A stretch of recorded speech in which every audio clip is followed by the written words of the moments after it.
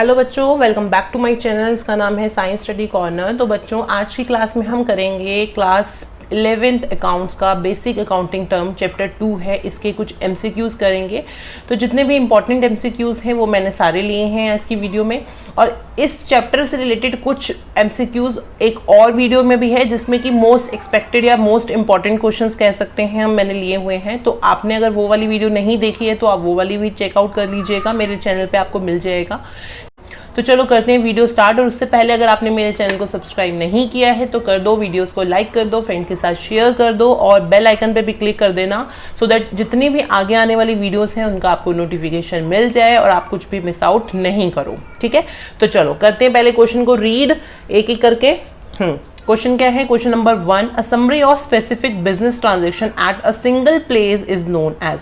तो एक स्पेसिफिक आपका बिजनेस ट्रांजैक्शन है, ठीक है, उसकी हम समरी को किसी एक जगह पे लिख रहे हैं। ठीक है, समरी को एक जगह पे लिख रहे हैं तो उसे हम क्या बोलते हैं? अकाउंट, असेट, लायबिलिटी और कैपिटल।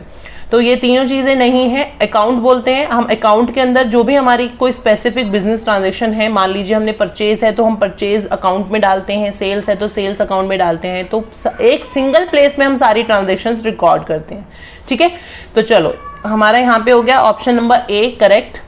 तो question number 2, capital is invested in the business organisation by debtor, proprietor, creditors and customers. तो कैपिटल कौन इन्वेस्ट करता है बिजनेस में? मान लीजिए मैं अपना कोई बिजनेस ऑर्गेनाइजेशन स्टार्ट कर रही हूं तो मैं क्या करूंगी? कैपिटल इन्वेस्ट करूंगी। ठीक है, तो कैपिटल इन्वेस्ट करने वाला कौन हुआ? प्रोप्राइटर। ठीक है, जो फर्म को बना रहा है या बिजनेस ऑर्गेनाइजेशन खड़ा कर रहा है वो हमारा प्रोप्राइटर हो गया। प्रोप्राइटर जो है as a investment capital invest करता है अपने बिजनेस में।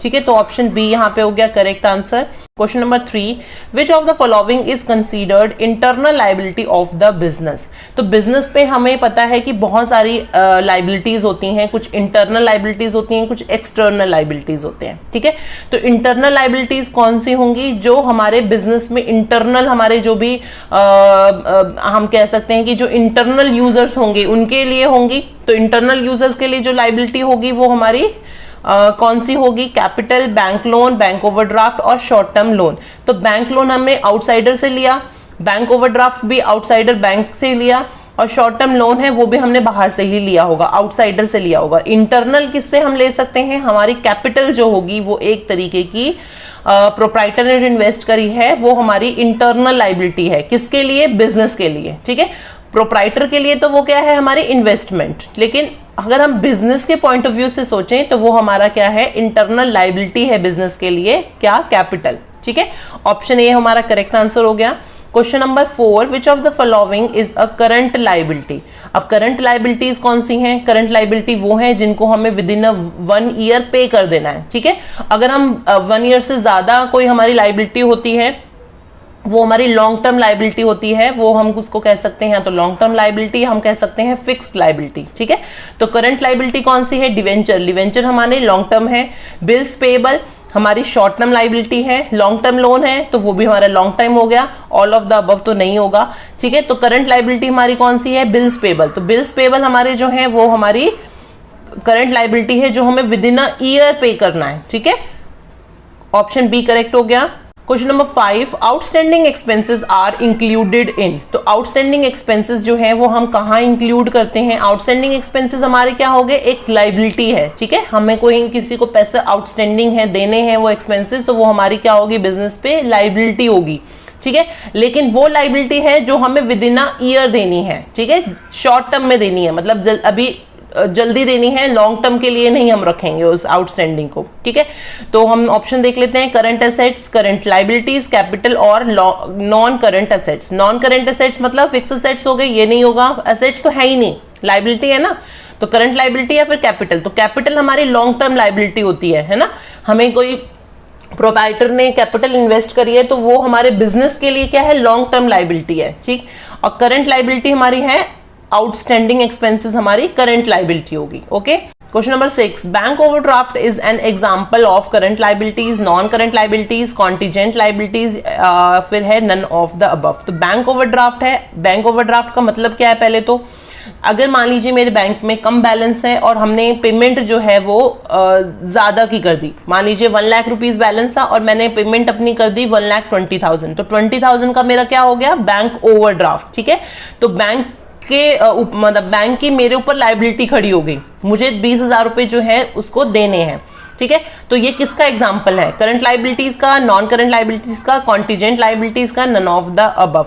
तो बैंक ओवरड्राफ्ट हमारी नॉन करंट लाइबिलिटीज होती हैं। ठीक है, और कॉन्टीजेंट लाइबिलिटीज हमारी कौन सी होंगी, कॉन्टीजेंट लाइबिलिटी वो जो हमारी नियर फ्यूचर में आएंगी, अभी हमें पता नहीं है कि वो लाइबिलिटी हमारे बिजनेस पे खड़ी हो सकती हैं, बट उसके बारे में हमें उसके कुछ नहीं पता। तो बैंक ओवरड्राफ्ट तो वो चीज नहीं है। तो ऑप्शन बी यहाँ पे आ गया correct answer.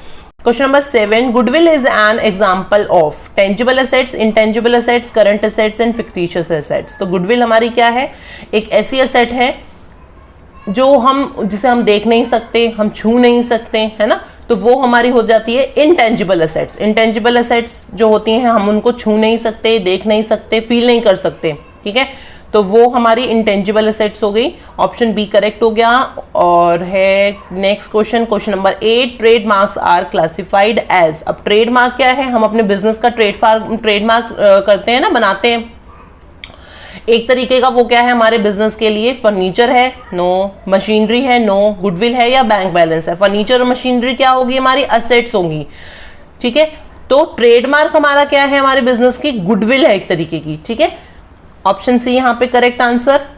Question number 9, which of the following is a revenue received for the business organisation, proceeds from the sale of the goods, capital introduced by the proprietor, proceeds from the sale of an assets and goods, और amount received as a loan. ठीक है, अगर हमने bank से loan लिया तो वो तो हमारा बैंक लोन हो गया, या मतलब कहीं से भी लिया तो वो लोन हो गया। कैपिटल इंट्रोड्यूस करी प्रोप्राइटर ने तो वो तो कैपिटल हो गई। ठीक है, इसमें रेवेन्यू का कुछ लेना देना नहीं है, इन दोनों ऑप्शंस पे आ जाते हैं। अगर किसी ने बिजनेस में अपनी असेट की सेल करी है तो असेट क्या होगी हमारी, कैपिटल होगी, तो वो हमारा क्या होगा, कैपिटल रिसिप्ट। और यहां पूछा गया है रिवेन्यू रिसिप्ट, तो रिवेन्यू रिसिप्ट किससे रिलेटेड है, हमारे गुड्स से रिलेटेड है। जो गुड्स की ट्रांजेक्शन्स होंगी, मतलब सेल परचेज होगी, तो उससे जो हमें रिवेन्यू जनरेट होगा तो वो हमारा हो जाएगा रिवेन्यू रिसिप्ट। ठीक है, तो ऑप्शन ए यहाँ पे आ गया हमारा correct answer. Question number 10, amount spend on acquiring fix asset is also known as. अगर हमने कोई फिक्स असेट्स खरीदी हैं, मशीनरी, फर्नीचर, कुछ भी खरीदा है, बिल्डिंग, तो उस पर अगर हमने पैसा खर्च करा तो वो क्या कहलाएगा, हमारा capital expenditure, revenue expenditure, capital receipt या फिर रिवेन्यू रिसिप्ट। तो फिक्स असेट्स है, फिक्स असेट्स की बात हो रही है, तो फिक्स असेट्स क्या होगी, हमारी कैपिटल होगी।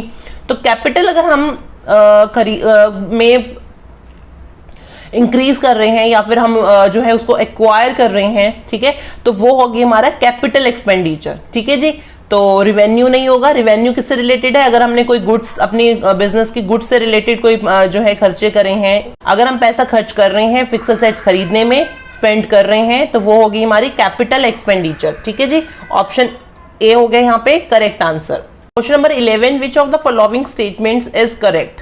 में से कौन सी स्टेटमेंट हमारी सही है। ठीक है, expenses is equal to revenue plus income, no, गलत है ये। Income is equal to revenue plus expenses, no, ये भी नहीं है। थर्ड है हमारा expenses is equal to revenue minus income, हमने कितना रिवेन्यू जनरेट किया और उसमें हमारी कितनी इनकम हुई उसको लेस कर देंगे तो एक्सपेंसेस आ जाएंगे। करेक्ट, ये वाला हमारा ऑप्शन सही है। ठीक है, option number C. Question number 12, mister Vijay return goods of ₹15,000 to the supplier due to the inferior quality. Quality अच्छी नहीं थी तो विजय ने क्या करा, 15,000 रुपए का माल अपने सप्लायर को जहां से उसने लिया था वापस कर दिया। The goods are classified as, उसको क्या बोलेंगे, रिटर्न इनवर्ड, रिटर्न आउटवर्ड और स्टॉक इन ट्रेड या फिर लॉस ऑफ स्टॉक। तो क्या बोलेंगे, रिटर्न करा है उसने, पहली बात अगर उसने कोई गुड्स खरीदे हैं तो वो हो गई उसकी परचेज। ठीक है, परचेज करी है, परचेज उसने वापस कर दी तो वो हमारी क्या होगी, परचेज रिटर्न, परचेज रिटर्न। ठीक है, तो परचेज रिटर्न को हम क्या बोलते हैं, रिटर्न आउटवर्ड भी बोलते हैं। ठीक है, तो ये हमारा B option correct. Question number 13, which of the following is not included in the trade receivables. तो इनमें से हम कौन सा ट्रेड रिसीवेबल्स में हम इंक्लूड नहीं करेंगे। ठीक है, ट्रेड रिसीवेबल्स होते क्या हैं, डेटर्स प्लस बिल्स रिसीवेबल, ये दोनों इंक्लूड करते हैं, ये भी इंक्लूड होता है, ये भी इंक्लूड होता है, सिर्फ इनमें से क्रेडिटर्स इंक्लूड नहीं होता। ठीक है, तो वही पूछा है नॉट इंक्लूडेड, तो सी ऑप्शन है यहाँ करेक्ट। ओके, 14 है, to know the financial position of the business and organisation prepare. अगर हमें किसी बिजनेस की फाइनेंशियल पोजीशन जाननी है, ठीक है, तो ऑर्गेनाइजेशन उसके लिए क्या प्रिपेयर करेगी, जनरल, वाउचर्स, बैलेंस शीट और कैश बुक।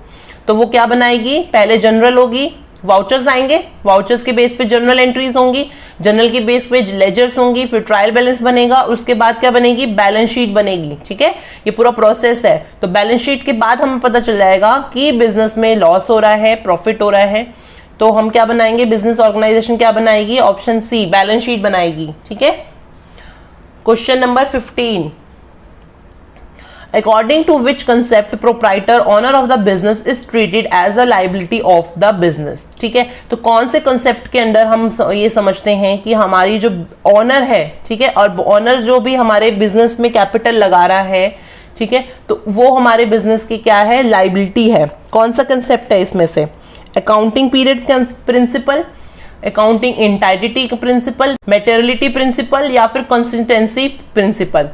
तो हमारी इसमें से ये वाला कंसेप्ट है, ये वाला कंसेप्ट कह लो या फिर प्रिंसिपल कह लो, अकाउंटिंग एंटाइटिटी प्रिंसिपल। क्यों कि हमारे ऑनर की इंटाइटिटी अलग है, इस कंसेप्ट के अंडर हम मानते हैं कि हमारे ऑनर की इंटाइटिटी अलग है और हमारे बिजनेस की इंटाइटिटी अलग है। ठीक है, तो हम दोनों को अलग अलग मानते हैं। तो अगर किसी बिजनेस में अगर कैपिटल इन्वेस्ट करी है, ठीक है, प्रोप्राइटर ने इन्वेस्ट करी है, तो वो क्या होगी, हमारे बिजनेस के लिए लायबिलिटी होगी। ठीक है, तो ऑप्शन बी यहां पे आ गया correct answer. Question number 16, as per question number 16, as per the dual aspect concept, इसमें से कौन सी इक्वेशन हमारी सही है। Question number 16, as per the dual aspect concept, हमारी इनमें से कौन सी इक्वेशन सही है। तो पहली बात बताओ कि डुअल एस्पेक्ट कॉन्सेप्ट होता क्या है। डुअल एस्पेक्ट कॉन्सेप्ट ये है कि आपको बिजनेस में अगर आपको ट्रांजेक्शन कर रहे हैं तो उसके दो इंपैक्ट पड़ते हैं, एक चीज डेबिट होगी, दूसरी चीज क्रेडिट होगी। ठीक है, और जब हम बैलेंस शीट बनाएंगे तो उसकी दोनों साइड जो होती हैं इक्वल होती हैं। अगर हमने ये बैलेंस शीट बनाई है, ठीक है, तो इधर होगी हमारी लायबिलिटीज और इधर होगी हमारी असेट्स। ठीक है, तो इधर का टोटल और इधर का टोटल हमेशा इक्वल आता है। क्यों आता है, क्योंकि हाँ इस एस्पेक्ट मतलब इस कॉन्सेप्ट के अंडर हमारा क्या है, दोनों साइड्स इक्वल होंगी। क्योंकि हमारे बिजनेस में अगर हमने कोई भी ट्रांजैक्शन करी है तो उसके दो इंपैक्ट मिलेंगे। मतलब कि अगर मैंने कोई असेट्स खरीदी, मान लो हमने कोई फर्नीचर खरीदा या मशीनरी खरीदी, तो उसका क्या है, हमारी फर्नीचर इंक्रीज हो गई या मशीनरी इंक्रीज हो गई, प्लस हो गई, लेकिन साथ के साथ क्या है, आपका कैश भी तो कम हो रहा है ना। इसी वजह से ये है हमारा बैलेंस शीट जो बनती है वो उसकी दोनों साइड्स हमेशा इक्वल आती हैं। ठीक है, चलो इक्वेशंस पढ़ते हैं। Assets is equal to capital plus liabilities. ठीक है, असेट्स जो है हमारी इधर आ गई, लायबिलिटीज सारी इधर आएंगी, प्लस यहाँ पे कैपिटल भी होता है, तो ये इक्वेशन तो हमारी सही है। बी है capital is equal to assets plus liability, नहीं ये गलत है। सी है capital is equal to assets minus liability, no ये भी गलत है। And D all of the above. तो असेट्स हमारी क्या है, इज इक्वल टू, ये असेट साइड है, इसमें कैपिटल और लायबिलिटी ये दोनों, ये साइड हमारी जो होती है दोनों प्लस होती हैं, तो ये दोनों साइड हमारी इक्वल आती हैं। ठीक है, तो ये वाला इक्वेशन हमारा सही है। Question number 17, closing stock at the end of the year is considered. Closing stock को हम जो है किस में कंसीडर करेंगे, and of the year. And of the year हम क्या करते हैं, अपने स्टॉक को वैल्यूएशन करते हैं, क्लोजिंग स्टॉक निकालते हैं, है ना। तो अब उसमें कहां लेके जाएंगे, असेट्स में, लायबिलिटीज में, कैपिटल में या फिर प्रॉफिट में। क्या माना जाएगा हमारा, वो माना जाएगा हमारा असेट्स। ठीक है, क्लोजिंग स्टॉक कहां जाता है हमारा, असेट साइड जाता है, असेट्स होता है, असेट होती है हमारी, है ना। तो चलो ये हो गया option A correct. Question number 18, wasting assets. Wasting assets कौन सी होती हैं, वो असेट्स जो हमारी वेस्ट होती रहती हैं, ईयर टू ईयर हम उसको यूज करते रहते हैं और वेस्ट होती रहती है। ऑप्शन है हमारे mines, oil wells, patents and all of the above. तो ऑल ऑफ द अबव ये तीनों हमारी क्या है, वेस्टिंग असेट्स हैं। Question number 19, which of the following is revenue expenditure. तो रिवेन्यू एक्सपेंडिचर कौन सा होता है, जो हम अपने गुड्स के सेल या परचेज के लिए जो भी हम ट्रांजेक्शन करेंगे वो हमारी होंगी रिवेन्यू, ठीक है, रिवेन्यू एक्सपेंडिचर। मान लीजिए मैंने अपना गुड्स परचेज किया है तो वो क्या हो गया हमारा रिवेन्यू एक्सपेंडिचर। चलो ऑप्शन ए है हमारा wages, wages paid for building construction, repair expenses of the building and advertisement expenses. तो ये सारे जितने भी हैं ये हमारे कैपिटल एक्सपेंडिचर है, ठीक है। और वेजेस हमारे क्या हो गए, हमारे रिवेन्यू एक्सपेंडिचर। मान लीजिए मैंने कोई अपनी मैन्युफैक्चरिंग मेरी यूनिट है, मैं कोई प्रोडक्ट मैन्युफैक्चर कर रही हूं, ठीक है, तो उसमें मैन्युफैक्चरिंग करने के लिए जो मैंने अपने मजदूरों को वेजेस पे करे, ठीक है, तो वो हमारे क्या कहलाएंगे, रिवेन्यू एक्सपेंडिचर कहलाएंगे, ठीक है। ऑप्शन ए हमारा करेक्ट हो गया। Question number 20, a person who owes money to the firm is called. अगर हमारी फर्म से किसी ने मनी उधार ली है, या कह सकते हैं हम कोई पर्सन हमारा ऋणी है, ओज मतलब ऋण लिया है उसने, ठीक है, कोई पर्सन ऋणी है हमारा फर्म का, ठीक है, तो वो क्या कहलाएगा, डेटर, क्रेडिटर, सप्लायर और नन ऑफ द अबव। तो वो क्या कहलाएगा हमारा डेटर कहलाएगा। किसी ने हमसे उधार माल लिया या हमसे उधार पैसे लिए तो वो क्या कहलाएगा हमारा डेटर कहलाएगा, ठीक है। तो ऑप्शन ए हमारा हो गया correct answer. Question number 21, a person whom money is owed by the firm. एक पर्सन जिससे हमारी फर्म ने जो है पैसे लिए हैं या हमारी फर्म ऋणी है उसकी, तो उसे क्या कहेंगे हम, क्रेडिटर, ठीक है। ये तो हमने पढ़ रखा है डेटर और creditor. Question number 22, at the end of the financial year during which sale of the goods for worth ₹3 lakh. पूरे साल में उसने क्या करा है, सेल्स करी है कितने की, 3 लाख रुपीज की। The closing stock at the valued at 20,000 this year. उसके बाद जो उसके पास रिमेनिंग जो है वैल्यू, स्टॉक की वैल्यू क्या रहेगी, मतलब क्लोजिंग स्टॉक की वैल्यू क्या रहेगी, 20,000 रुपीज रहेगी, ठीक है। अब ये क्या है हमारा, an event transaction of both A and B and none of the above. तो ये हमने वैल्यूएशन करी अपनी क्लोजिंग स्टॉक की, ठीक है, तो उसको हम क्या कहेंगे,